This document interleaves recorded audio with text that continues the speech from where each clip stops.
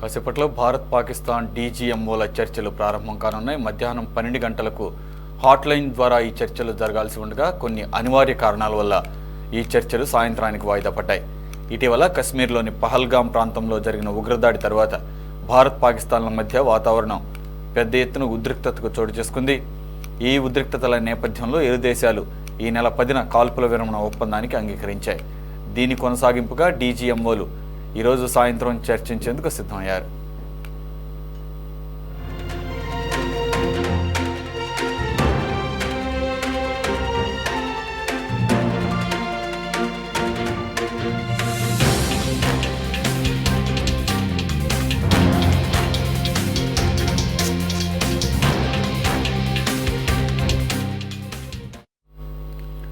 భారత్ తరపున DGMO lieutenant general Rajiv Ghai, Pakistan తరపున major general Kashif Chowdary చర్చల్లో పాల్గొనాల్సి ఉంది.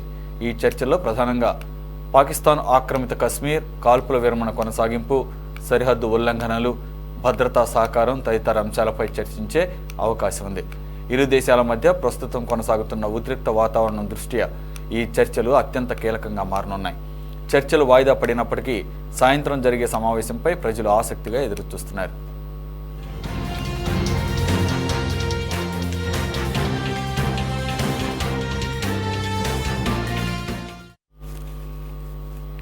లేటెస్ట్ అప్డేట్స్ మా కరస్పాండెంట్ గాలిబ్ అందిస్తారు.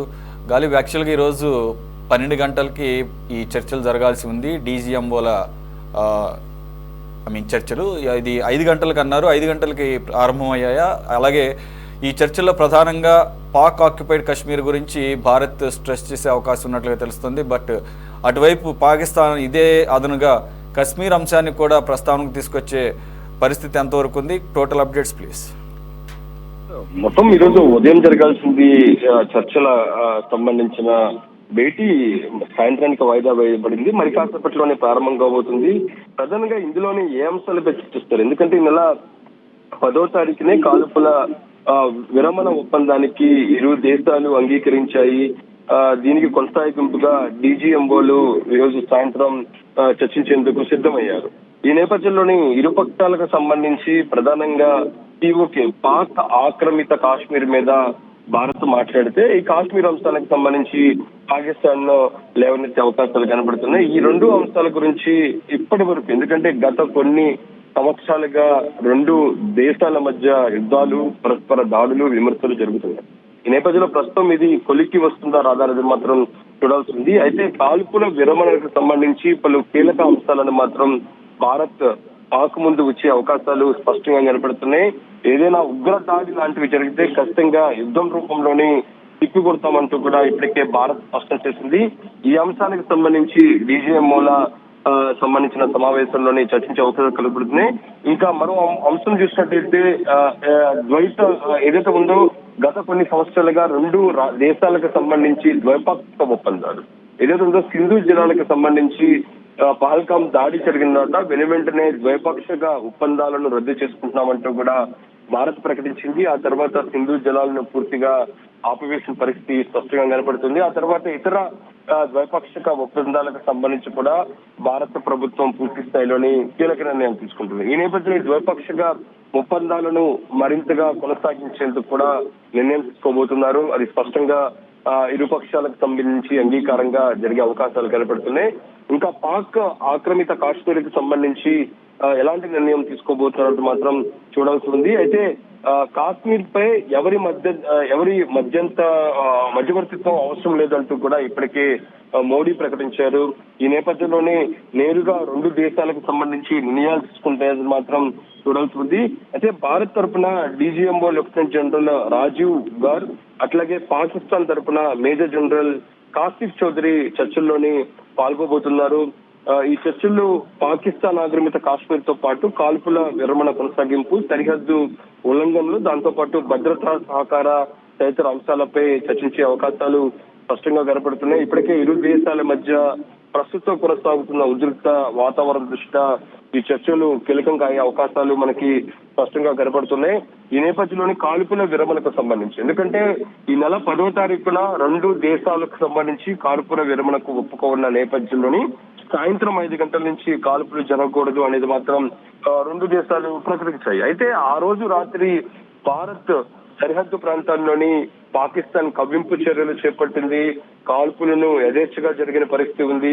నిన్న కూడా చూసాము కొన్ని సరిహద్దు ప్రాంతాలకు సంబంధించిన గ్రామాలను టార్గెట్ చేస్తూ పాక్ సంబంధించిన సైన్యం ఇంకా కాల్పులు జరుగుతుంది. ఇలా కాల్పులు జరగటం వల్ల ఒప్పందములకి ఎలాంటి పూర్తిగా ముందుకు వెళ్ళదు, ఖచ్చితంగా ఉల్లంఘనే భావిస్తామనేది మాత్రం భారత్ చెప్తున్న నేపథ్యంలోని చాలా సీరియస్ గానే కాల్పులకు సంబంధించిన ఒప్పందంపై నిర్ణయం తీసుకునేందుకు కూడా భారత్ సిద్ధమైంది. ఇంకా దాంతో పాటు ఉగ్రవాదులకు సంబంధించి పాకిస్తాన్ ప్రోత్సహించటం, ఆ ఉగ్రమూకలు ఇటు భారత్ లోని చెలరేగిపోతున్న పరిస్థితి మనకి స్పష్టంగా కనపడుతుంది. ఎందుకంటే పహల్గామ్ లోని సామాన్య పర్యాటకుల మీద దాడి చేయటం, ఆ దాడి చేసిన వారు పూర్తిగా పాకిస్తాన్ సంబంధించిన ఆర్మీ నుంచి వచ్చిన వారు ఉండటం, ఐఎస్ఐకి సంబంధించిన హస్తం, దాంతో పాటు అక్కడ ఉన్న జైషే మహమ్మద్ లాంటి ఉగ్రవాద సంస్థలకు సంబంధించిన పేర్లు ఉంది. ఆ పేర్లు కాకుండా ఇతర పేర్లతో వీళ్ళు ఈ విధంగా వ్యవహారం నడిపిస్తున్నట్లుగా, అందుకు సంబంధించిన ఆయుధాలు కూడా పాకిస్తాన్ నుంచి వచ్చినట్లుగా ఇప్పటికే భారత్ పూర్తి స్థాయిలో ఆధారాలు సేకరించింది.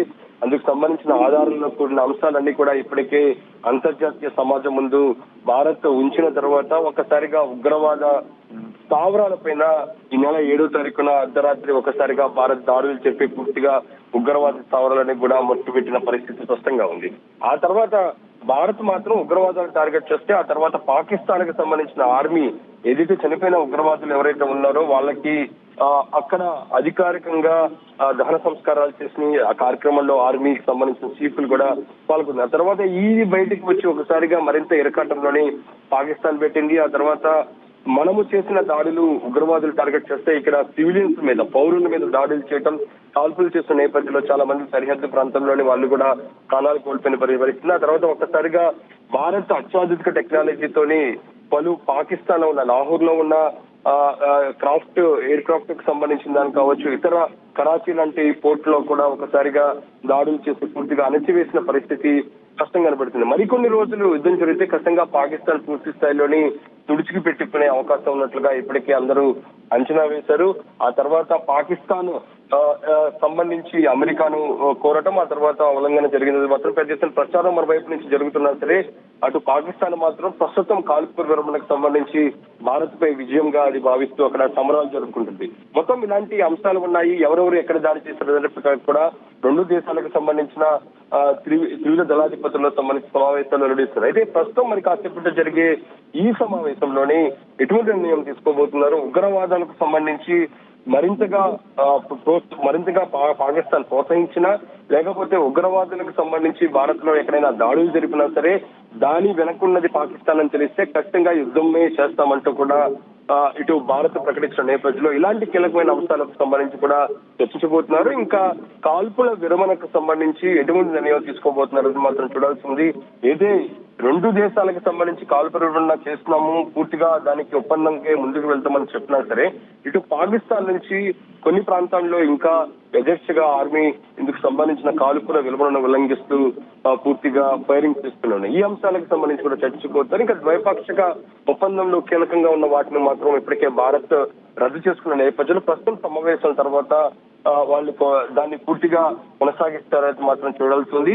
ఈ 2 దేశాలకు సంబంధించిన అధికారుల సమావేశం జరుగుతున్న నేపథ్యంలోని రాత్రి 8 గంటలకు ఇటు ఏదైతే ఉందో ఆపరేషన్ సింధూర్ తర్వాత తొలిసారిగా దేశ ప్రజలను ఉద్దేశించి ప్రధాని మోడీ ప్రసంగించబోతున్నారు.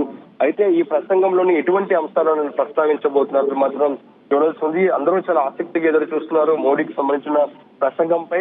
ప్రస్తుతమైన ప్రసంగంలోని పాకిస్తాన్ కి ఎలాంటి వార్నింగ్ ఇవ్వబోతున్నారు, మరోపక్క చివరి నిమిషంలోనే అమెరికా జోక్యం చేసుకుని తానే మొత్తం ఉద్ధరించినట్లుగా ప్రపంచ దేశాలకు చెప్పుకుంటూ ప్రస్తుతం ఇరు పక్షాలకు సంబంధించి యుద్ధం ఆపే ప్రయత్నం తామే చేస్తామంటూ కూడా గొప్పలు చెప్పుకుంటున్న నేపథ్యంలోని భారత్ ప్రస్తుతం ఇటువంటి అంశాలపై చర్చించింది. దాంతో పాటు భారతదేశ పౌరులకే కాకుండా మరోపక్క అంతర్జాతీయ సమాజానికి మోడీ ఏం చెప్పబోతున్నది మాత్రం అందరూ చాలా ఉత్కంఠ ఎదురు చూస్తున్న పరిస్థితి స్పష్టంగా కనపడుతుంది. మరి కాసేపట్లోని 2 దేశాలకు సంబంధించిన డీజీఎంఓలకు సంబంధించిన చర్చలు ప్రారంభం కాబోతున్నాయి.